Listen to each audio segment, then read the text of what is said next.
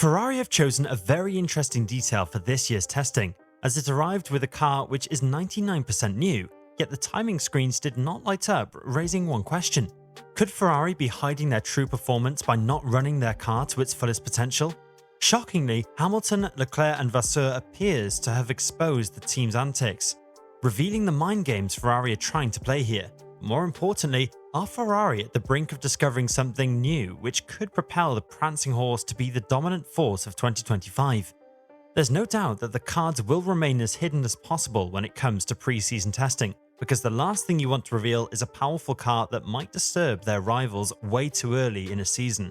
And undoubtedly, Ferrari could have done with a much better pre-season test as well. But the fact that everyone at the Ferrari garage was happy with the car's performance and that it demonstrated exactly what was required was a great illustration of how much more the team knows than we do. This is the primary source of concern for the likes of McLaren and Red Bull, who said that they do not trust Ferrari at all when it comes to the Bahrain pre-season test data. And if you look at the statements Vasseur has made after the Bahrain tests, you can see why Ferrari's competitors are hesitant about the prancing horse's performance. The Frenchman has insisted that there are several factors in play when it comes to the SF25's performance at Bahrain. The crucial one is the fact that they did not travel to the desert to showcase pure performance. They did in order to determine whether the information obtained from the simulator corresponded with the on-track performance. The fact that the results were in favour of the Scuderia's expectations indicates that the newly bred Ferrari concept is working wonders. You'll see the bigger picture as to why everyone is concerned that there may be more in Ferrari's bag if you also consider that Bahrain is a circuit with a limited rear end, which doesn't exactly fit the recently designed Ferraris.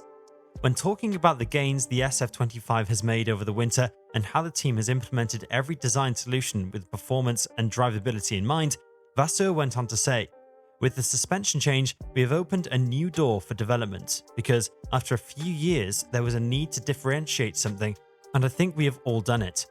So far it is working." Well, I'm not talking in terms of results, but in terms of numbers. Everything is going in the right direction.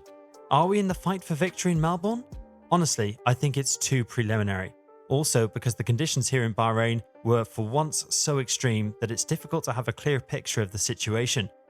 But from one session to another, the situation changes a lot. We don't know the fuel levels of the others. It becomes very difficult to interpret everything. What's interesting here is the fact that Leclerc does not share the same level of optimism as his team principal does, who's actually cautious about the car's on-track performance. The Monegasque warned that the car's stability needs more refinement as the 2 days of testing has revealed a ton about the car's drivability.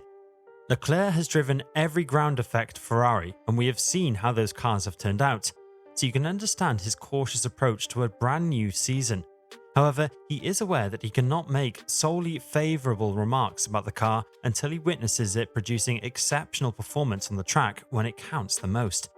Elaborating further on his feelings about the SF25's performance and the work his team has done throughout the pre-season test, Leclerc said, "I would prefer to wait before going out on a limb to say whether the car is fast. We will only see in Melbourne where we are, when we will have everything in the best condition to try to extract the best from the car. During the tests, we struggled a bit more with the balance. Ferrari will be seeking to bank in major points in Melbourne, not just because of the faith the team has in their drivers, but also because of the nature of the circuit itself. Compared to Bahrain, Albert Park is far more front limited, and the SF25 with the adoption of new pull rod front suspension will be mechanically more suited to these kind of circuits on the calendar. This is by no means the team's only objective. They are also aiming at widening the SF25's operating window in order for the mechanics to make the drivers more comfortable when specific situations or track circumstances are not getting in the way. The new rear wing, which has a more noticeable spoon, is mostly responsible for this. It will undoubtedly be utilised sporadically on medium-load circuits throughout the calendar, and it would be an understatement to suggest that winning everything is Ferrari's main objective. Just listen to how assured they sound when Hamilton discusses the team's potential. Lewis has everyone's attention, and with good reason. After that miserable stint at Mercedes, the man is now in a car that can win races and compete for the championship. The only difference is that Leclerc, his teammate, is fiercely competitive. So there's no question the Monegasque driver will work even harder to win the championship he believes is rightly his. So it will be interesting to see how he handles two dominant males like Hamilton and Leclerc, as the Frenchman not only is not giving up on the challenge, Vasseur is really embracing it wholeheartedly. Vasseur stated that he would much rather have drivers who will fight at the front of the grid than at the back, something he might come to regret if things go horribly wrong in the future. This is in reference to the management process, which should be a lot more problematic than we could have predicted once the visors go down. Furthermore, Ferrari is not going to stop here. When it comes to the SF25's behaviour in Melbourne, they are currently undergoing a 3-day simulator session in Maranello, with the explicit objective being to win right away and never look back.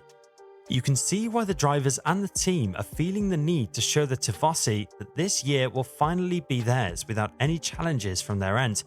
Optimism is simmering in the background, and the team has been working on this expedition for a very long time. And now that they have the machinery, they face an intriguing conundrum. Who will be their main driver? Leclerc would be the obvious choice considering his experience with Ferrari. However, Hamilton's adaptation process has gone a little more smoothly than any of us could have imagined, which is why he is currently the centre of attention before his Melbourne debut. Now that the Brits' weaknesses discussed at Ferrari's TPC have been eliminated, we are discussing narrow differences between Leclerc and Hamilton that ought to be evident in Australia. Moreover, the 7-time world champion's remarks are far more upbeat than Leclerc's. Elaborating further on the SF25's performance, Lewis went on to say, "It's a bit early to say, but I am really enjoying the car. We are slowly bonding.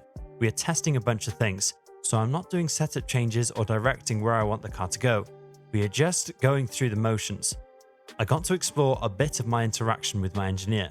So far, I really enjoy driving this car. At the moment, there is still room to explore more, and I'm just, bit by bit, eking out a little bit more each time. The car likes to be driven differently, and that is a really fun journey. But at the moment, it feels that we definitely feel the car underneath me. I feel that the car is responding to my inputs. Today was a positive day, and making those incremental steps with the setup felt right. There is, however, some more work to do. We are left with no choice but to wait and see if Ferrari has concealed any more performance than their rivals, given the cautious optimism that now permeates the team. Naturally, the rear wing flexing, and if Ferrari needs to make any adjustments in this area, will be a major talking point at Melbourne. Considering everything, do you believe Ferrari has sandbagged a bit more performance than usual? And if so, do you believe they have a realistic opportunity to contend for both championships as they have been saying for a long time? Share your thoughts and perspectives in the comment section down below. And on your way down, don't forget to subscribe to the channel to get notified of our future uploads to keep yourselves up to date about the 2025 Formula 1 season.